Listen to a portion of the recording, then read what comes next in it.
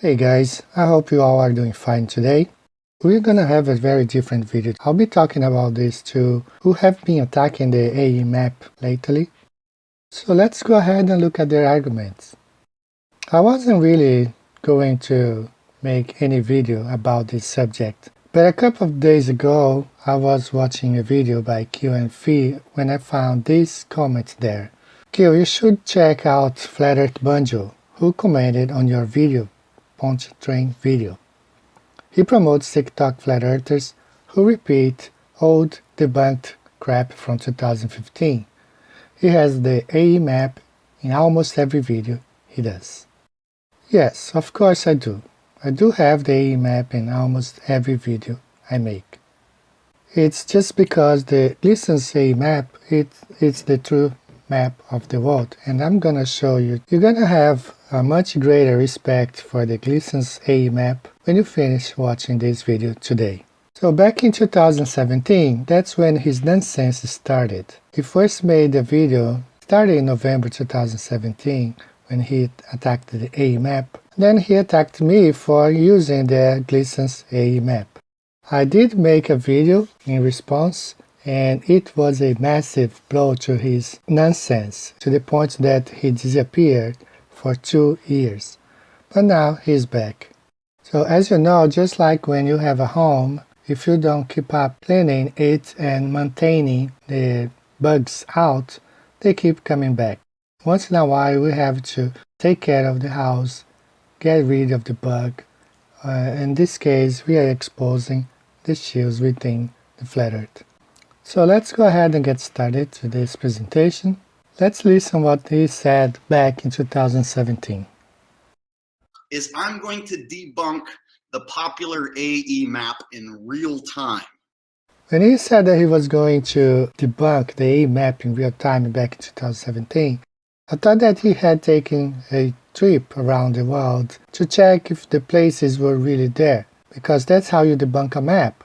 If the map says, for example, that Canada is north of the US, and then you travel north and you find out that country is not Canada, but let's say Sweden, then the map is incorrect. But if the map says north is Canada and south is Mexico, you are in between, and you actually travel these two places and you find out that that's correct, so you're not debunking the map. All you have to do is go to a weather app.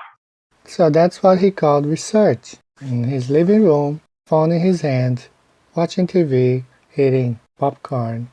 So I'm going to show you here how real research is done. You have to actually travel to the places and make sure things are there. Let's go ahead and start with the Glisten's AE map. And those lines in blue are actually my flight routes.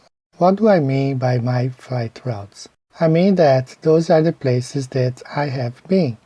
So I was born there in São Paulo, as you see, and I live in Tokyo. I mean, not Tokyo, but I live in Japan.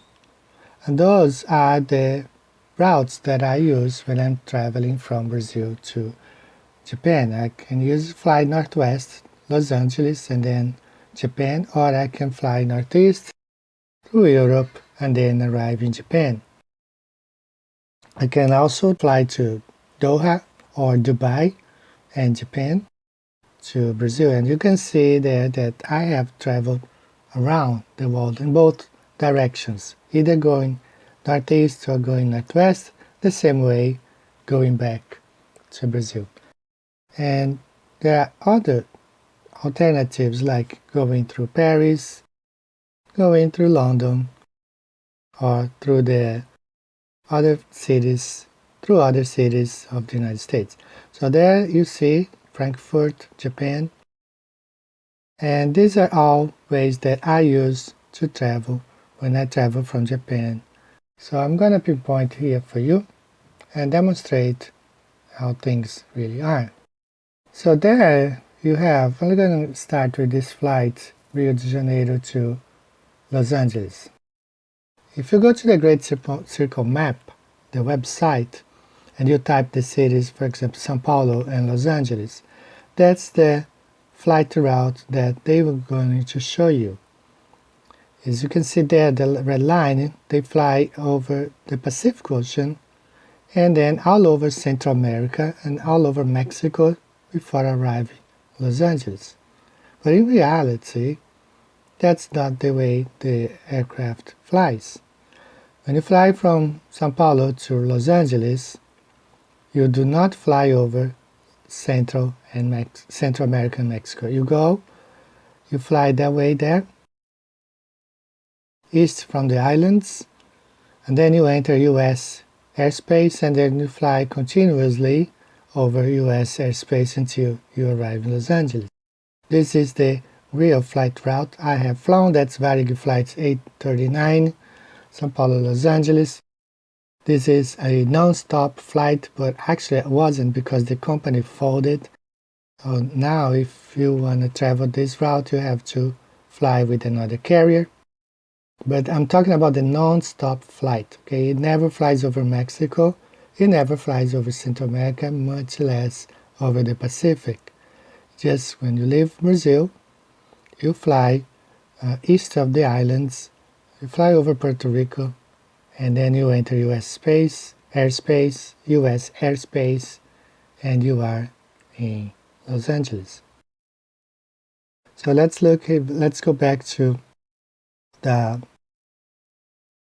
license map, and this flight Atlanta to Brasilia.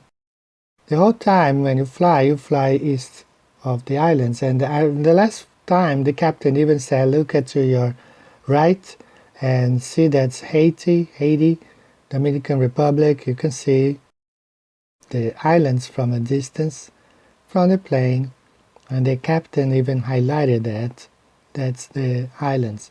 So the license-plotted map is correct, because when you fly, you have the geographical observations. You can actually see where you're flying, and you can confirm that you're not flying on a spinning ball, that you're not flying on a square map, you're flying over map over here. And this flight from Los Angeles to Japan, how many times I get messages from people that saying they are seeing the ocean on the screen in front of them, but when they look out from the window, they see land.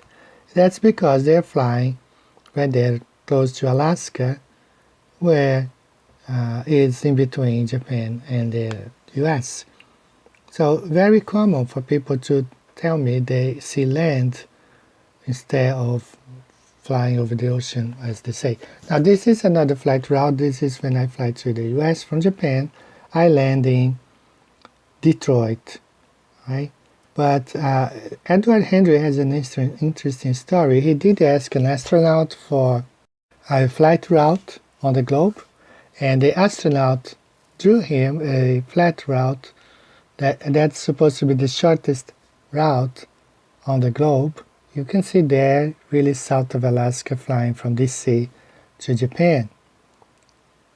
But when Edward actually traveled, he notes that the coordinates showed 70 degrees north latitude, which matches with the AE map. So the AE map is correct. When we fly, we can observe, we have geographical observation, and in this case, even the coordinates demonstrate that the route he took favors the AE map and not the globe or any other projection. So the AE map is correct, and people who attack the AE map normally do not know enough of it. So there I have my license AE map. I have placed the 4 islands there, and when you fly, it's very interesting. My daughter flew back from the US not long ago.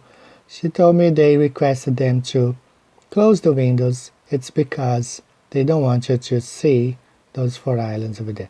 So you also can fly Japan to Europe. See there, TNF, that means Holland. That's the country where TNF comes from. So you fly Frankfurt, you can fly to Paris, Madrid, or Lisbon, direct flight, and from there you fly from South America. You can also fly Japan, London, England. So as you can see, that's how I fly around the world, and that's what it is. You fly around the world either going west or going east from Brazil. So that's that blue line to New Zealand. It's because I have traveled to New Zealand, and that's where I plan to take my students every year. And that favors the A map 100%. The A map is correct.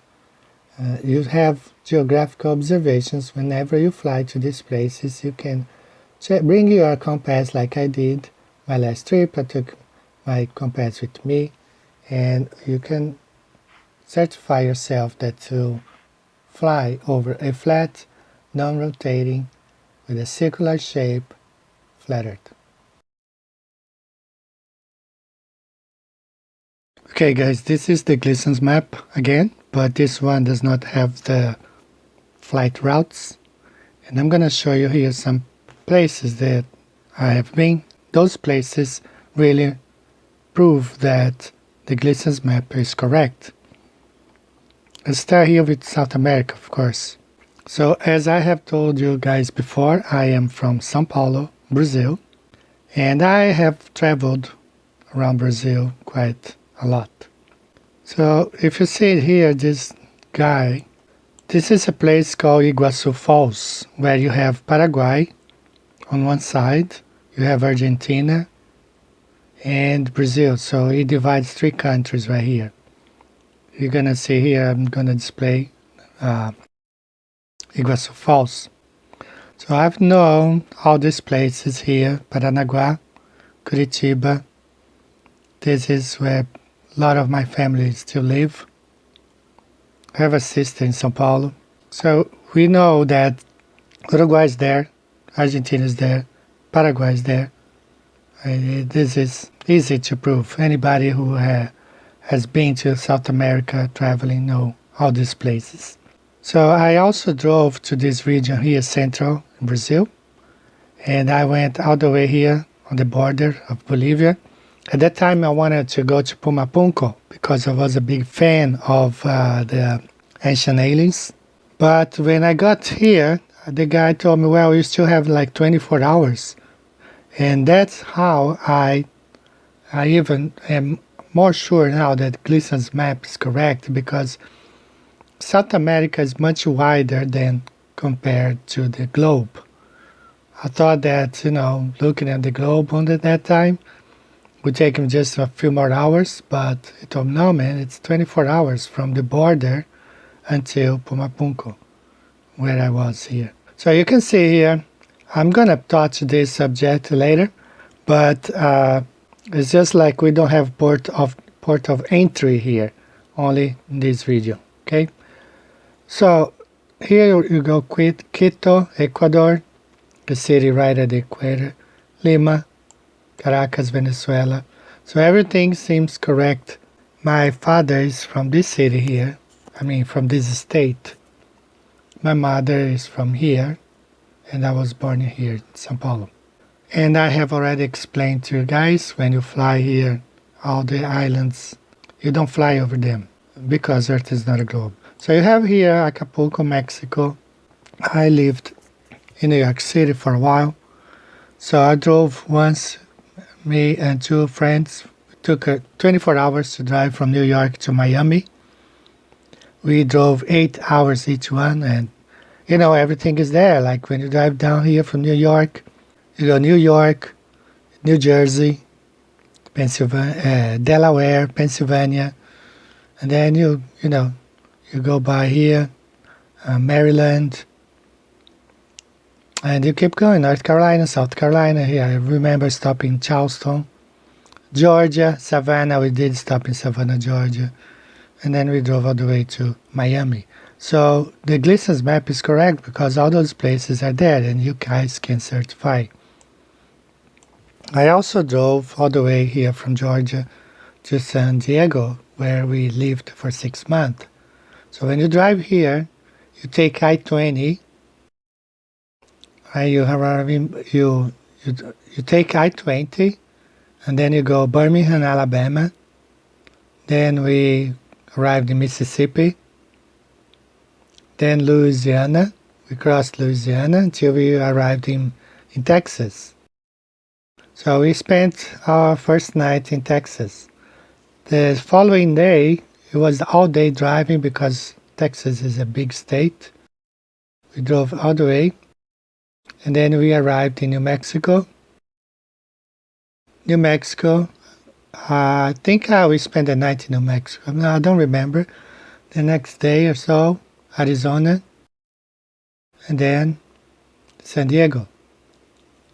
So these places are there. So the Gleason's map is correct. There's nothing wrong with the map.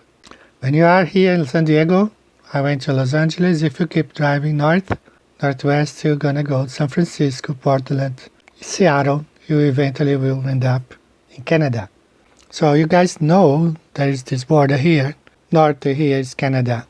So what's wrong with this map? There's nothing wrong with the map. So let's go here to this place, Aleutian Island. It was in the hands of the Japanese during the Second World War for a while, but then Canadians and Americans retook the island. But the Japanese, who were right here, very close, they invaded the islands and they took them. So here we have Tokyo, Japan. So everything is correct on this map. And I invite you guys who still doubted this map. There's a sizable Chinese community in the US. Just show them this map and ask them, is Beijing here where it shows it is? If you go south, is that really Shanghai? And then if you keep going south, is that really Taiwan? That's another way to do research. And if you go west, Hong Kong, you keep going west, you reach India. So there is also a sizable Indian community in the US. I visited them in New York in a place called Jackson Heights. So you find plenty of Indian people there. You can ask them, hey, is this New Delhi? Is this map right? Bombay, Calcutta, Cochin? I mean, there are other ways to prove the map. We have Dubai here, Cairo, Egypt, Moscow, and here in Europe, you have Holland here. This is a European Central Time Zone right here. So you have Holland, you can talk to Q and Phi in Holland, say, hey, is Paris south of Holland? Okay, because that's what the map shows. You can check with Vika, he's from Spain. Ask him, is Lisbon west of Spain? So there are many ways that you can certify that the map's correct. And as it says here, scientifically, practically correct. So there's no doubt this is the map of the world. Another great evidence for the A map, that the A map is a true representation of the Earth, was found when I read this post left also by Jake on Q and Phi's channel. Hopefully you can see this reply. How about Saturday at 1 p.m. my time, which is 10 p.m. your time? So once I saw that post, I quickly got my time zone calculator made with the A map listens. You see there, that's my coordinate 135 east. All I have to do is place the coordinate line over the time. For example, right now here in Japan is 4 p.m. or 16 hours. So I place my longitude line there and I know what time it is all over the plane. All I had to do was to place California time at 1 p.m. and then you can check that that's exactly 10 p.m. in Holland. That's European Central Time. So 1 p.m. Pacific Time. It matches exactly the post Saturday at 1 p.m. in my time, which is 10 p.m. your time. So it matches perfectly with the Gleason's A map. You see there, 10 p.m., 22 hours military time, or perhaps UTC time, I don't know how you call. Here we highlighted the time zones, USA Pacific Time, 1 p.m., and 22 hours or 10 p.m. Central European Time in Holland. So it matches reality. The A map, the Gleason's A map is correct. It matches our reality. That's what we see right there. Central European Time, USA Pacific Time. Here we see on another layout, you see there USA Pacific Time, 1 p.m., 10 p.m. in Europe, 10 p.m. Central European Time. So one more time, that we have evidence that the Gleason's AE map is a reliable source and truthful. I want to give credit this to Kian Fee Productions. He did something really interesting. He covered the AE map, in this case the Gleason's AE map, in black, and only used the 360 degrees circle around it and the dial to pinpoint the exact location of these 4 cities: Brisbane, Perth, Cape Town, and Buenos Aires. Let's take a look. Today I'm going to plan my trip, fly from Brisbane, Perth to Cape Town to Buenos Aires. Let's start at Brisbane on the 153rd longitude. 153rd, and then the 27 latitude south. That would be somewhere around here. Now let's move to Perth on the 115th longitude.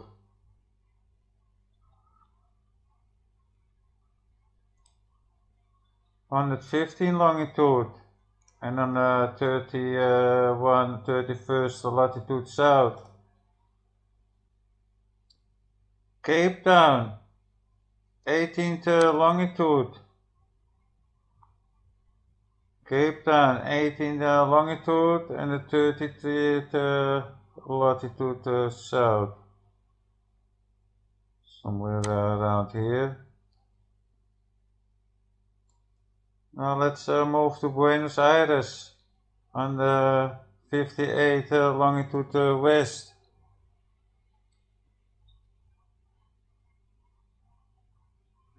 Longitude west, and then we have to go to the 34 latitude south.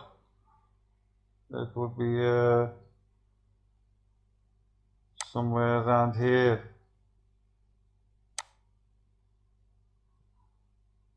So we went from here to here, and then to Buenos Aires.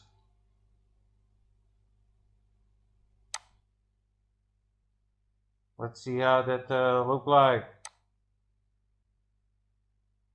So that looks pretty spot on. Over all those long distances, you can calculate the coordinates, just like I did. Australia is the correct size, just like everything on this map, according to the coordinate system. It's so funny how those idiot ballers.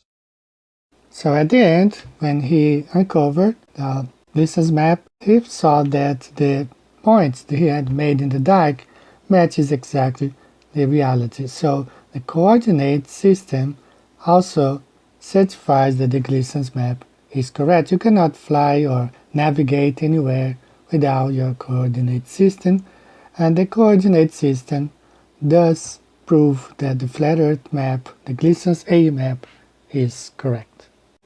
Now let's focus on this lady for a minute. She has been making videos also attacking the AE map, both on her YouTube channel and on her TikTok account. So this is her page on YouTube, her YouTube channel, and that's a quite woke title, Build It Better, for the video. It's more like Build Back Better. Her research is just as well done as her sidekicks. So let's take a look at some of her claims. Now this lady, all she does is to push this fake square map. That's why so many globers make fun of flat earthers using memes like this, because this is the map that she pushes, the square map, which makes no sense. She also demonstrates that she knows nothing about port of entry. Here's the globe on Google Maps, and it's pretty much the same as the flat earth map. They both show that Alaska and Russia are almost touching. They're just divided by this crooked line, the meridian, which actually makes it so they're a full day apart. This map right here is more correct. All she does is to push this fake square map. This is the map. This is the map. This is the map. She also demonstrates that she knows nothing about port of entry. You should be able to fly from Alaska to Russia. Actually, it looks like you should be able to take a boat there. It looks like you should be able to take a paddle boat over there. There is a way to go from Alaska to Siberia by boat, as we see demonstrated in this video. Hi, and welcome to the city of Nome. You know, during the gold rush here, the city of Nome was the largest city in Alaska, and it's our jumping off point for our Alaskan adventure. And we'll also take those Sea-Doos all the way to the international date line and then beyond into Russian waters. Time of departure is probably be about 5 minutes, 9:20. So, and it's Wednesday. We're gonna ride to Russia and it's gonna be Thursday. Then we're gonna ride back to the USA and come back to yesterday, if that makes any sense. The final leg of this record-breaking trip is about to begin. With engines roaring, our Sea-Doo set a world's first. We are the first people to drive personal watercraft from America to Siberia. Up ahead is the Russian Army outpost on Big Diomede Island. Мы члены экспедиции, которая идет в бухту Провидения, но у нас поломка. Let's just give a little update of what's going on. We had a bit of a discussion, and Big Diomede is basically right in front of us, Russian territory. Because Andre is a Russian citizen, he's going to get on the Sea-Doo and have a little chat and see if we can land here on Big Diomede and at least make sure that we do touch down on Russian soil. Been watching us the whole time. Gun-toting, Military. very young military, Watching the whole time. and very uncomfortable situation. Okay, we're standing by out here. So what happened? I was first arrested for 1 hour, but we do very smart. They did not land there. They kept telling us to come on to shore, and we thought, no way. No way. It's Comrade Tim. Comrade Tim. Andre came out with this guy's hat. The guy with the green hat was the most menacing figure. An hour later, Andre comes out with the hat, so we knew everything was okay. What did you have to trade for? I tell you what, I didn't even get to show them all the cool stuff I had. They saw the penthouse on the top of the They file. saw the penthouse and We were willing to give them this. But anyway, I would have traded this seriously. for Andre. We were gonna trade a Sea-Doo for a human. You're already in the Russian waters. Now let's look at another absurd claim by this lady. She thinks that when she was a kid, she learned that New Zealand was west of Australia when it never was. A month or so ago, I found a large community of people online who strongly remember New Zealand to be in the very different place than where it is. Some remember it being northeast of Australia instead of southeast. Some remember New Zealand in essentially the same place, but Australia is further south. Some have it even further off. Let's see this map. See New Zealand and Australia. So, okay, it's got to be a little bit before Japan, and it is. All she has to do is to look at the Gleason's Flat Earth map, and she will see the map was made in 1893, and you clearly see New Zealand standing east of Australia. So what might be the problem with these two researchers? They seem to be confused on the shape of the Earth and the lights in the sky. So let's listen what his problem was back in 2017. How can it be light here, but be dark right here? So as I was saying, it seems that his problem is not with the land itself, it's the lights in the sky. He's trying to debunk how light works, and he's mistaken think that he has debunked the map. The map is correct, everything is there, everything checks. The shape of the plane is irrelevant to how the sun and moon operate. The sun, the moon, the stars can do whatever they want, and they have no bearing on the map. Absolutely no bearing on the shape of the Earth. This animation demonstrates how the sun, depending on the altitude, can change the shape of the light that it emits. Several experiments have been done demonstrate exactly that. The shape of the light can change depending on the height of the light source. So how to address the claims of these two shields? I'm gonna be commenting on two subjects that they always bring up, and it's up to you to get to your own conclusion. Freemasons are pushing the AE map to control us again. I find that to be quite the opposite. The AE map used to be displayed much more before than it is today. So many footages in the past. As a matter of fact, RV Truth, Russian Vids, once had a video showing all the AE projections in old movies. We had beautiful AE projection clocks. Even here in Japan, many of them were made. Now we can't find them anymore, unless you find in auctions. The famous Gleason's map was once displayed in most schools and libraries in the United States. It's from his book, written in 1893. We have prepared a new map of the world as it is. The map is finally executed and printed in 6 colors. The map should hang in the house of every family in the land, as well as every office or public place. The publishing company have already a large wall map for schoolrooms and public places. The company will not only supply the United States, but the world. Very soon the globe map and Mercator's projection will not be found. So this map was actually on display in many places until something interesting happened.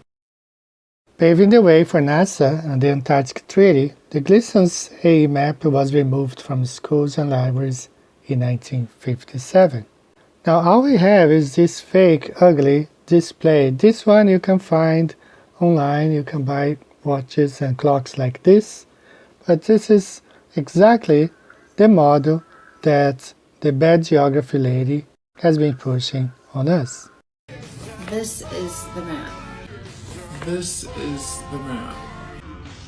This is the map. Does the sun circle over the flat Earth? Now it is true that at certain times of the year, the sun appears to be going on a straight path from east to west above the equator. But knowing that the Earth has a circular shape, we also know that observers all over around the equator observe the same thing. So even though the sun does perform a straight path, at the same time it circles around the face of the Earth. How is it done? How is it possible? I don't know. I don't have the answer. I don't think this answer was given to us. The Book of Enoch describes that when the Watchers revealed some secrets to man, the Lord told them that they only reveal the small secrets, the silly secrets, not the great secrets. So I don't think the secret of how the luminaries work was given to man. It's also true that some people in Australia observe the sun rising from southeast and setting on the southwest. I have seen people talking about that. But it's also true that the same thing happens all over the plane. So again, even though the sun seems to be rising from southeast and setting on the southwest, it does the same for everyone all around the face of the earth. So the sun is really a mystery. It's very difficult to understand how the sun works. And I don't really have the answer, but I have more observations. For example, we know that this region here, south of Brazil, Argentina, Chile, is cold. It gets to be really cold, the snow. We also know that this region here in North America, Canada, US, gets to be really cold, snow. But here at the equator, it's never cold. It's always hot. As I told you before, my daddy comes from this state right here. And he told me how the drought and lack of rain, always sunny in this region. If you go to the Amazon here, you'll see naked natives because it's really hot. Same thing happens here in South Africa. You have snow sometimes in Johannesburg. Also, you have plenty of snow here in Europe, Alps of Italy and Switzerland. But here, in the equatorial region of Africa, we have the Sahara Desert, and really hot. Same thing happens here in Asia. You have cold winters here in Japan. We just started fall and it's really cold. Whereas this region here is really hot. And then we have this region here, New Zealand, where we have snow and winter. So this is what we have. This is what we observe. Something happens in this region here twice a year that makes it hot. It can only be the sun circling. Even though it seems to be going on a straight path, it circles at the same time. We find the evidence here on this heat map. As I said, something happens in this region here that is always hot. So it has to be the sun circling this region here. We have already demonstrated how the Gleason's A map is correct. This is the layout of the continents. And if we have high temperature here always at the equator, it's because the sun has to be circling in this region. We also have a video evidence in this time-lapse of a flight from New York to Moscow, clearly showing the sun circling as the sun sets far away and then rises again as the plane reaches Russia. I'm going to present to you guys one more evidence of a circling sun.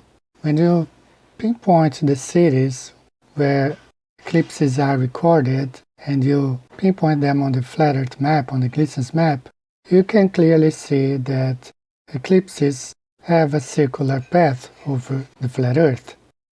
Those paths make no sense on the square map, much less on the globe, because they appear to go on a zigzag way up and down. Once you convert those projections into flat Earth maps, you can see clearly how it makes more sense. All you have to do, once you have the flat Earth map in hand, locate the cities where the eclipse will be seen, and then you connect them on the flat Earth. You will see the circular path over the AE projection. And those lines, these eclipses, make no sense either on the globe or much less on the square map, because they would have to go zigzag. We know that that's not the path of the sun. It doesn't go really on a zigzag way. So this is one more evidence of a circling sun over a flat, non-rotating Earth. Now we have seen up to this moment that both geographical observations and the compass confirm a flat and circular world. We have evidences of a circular Earth because bearings require the geographic North Pole in order to calculate a direction. Because the Earth is a flat plane. By adjusting for declination variation, you can navigate anywhere on God's flat Earth. This cannot be done using the South Pole. It must be north. This proves that there is no South Pole. Does not matter where on Earth you are. North is always your point of reference. We have seen that time zones also favors the AE map, the Gleason's map. We also saw that the coordinate system also favors and proved the Gleason's map to be correct. We also saw that flight paths definitely demonstrate that the Gleason's map is correct. The Bible also states that the world has a circular shape when it says in Proverbs 8:27, "When he prepared the heavens, I was there, and he set a compass upon the face of the death." Proverbs 8:27. This is also what scriptures say. His going forth is from the end of the heaven, and his circuit unto the ends of it. There is nothing hid from the heat thereof. This is talking about the sun, describing the sun as having a circuit over the face of the earth. So, does the sun circle over the flat earth? Well, I'm gonna take the hit on that, but I will go ahead and side with what the scripture says, that the sun has a circuit unto the ends of it, and there is nothing hid from the heat thereof. So I'm gonna take the biblical side and say that it's my understanding throughout my trips around the world, my constant crossing the equator from north to south, knowing that the equator region is always hot and it's always cold down south Brazil and North America, and also understand the world as being of a circular shape, also based on my travels, either going northeast or northwest, but never straight up, because we cannot fly over the North Pole. So we gotta go around. So I go either way to the west, northwest to Japan and come back on the other side. It doesn't matter which way, I always have to go on a circle. So it's my conclusion that we live on a flat circular world that matches with the distance AE map. So yes, I would say the sun does go on a circuit based on what scriptures say. So that's all for today, guys. Thank you for watching. I hope I see you next time. Bye bye.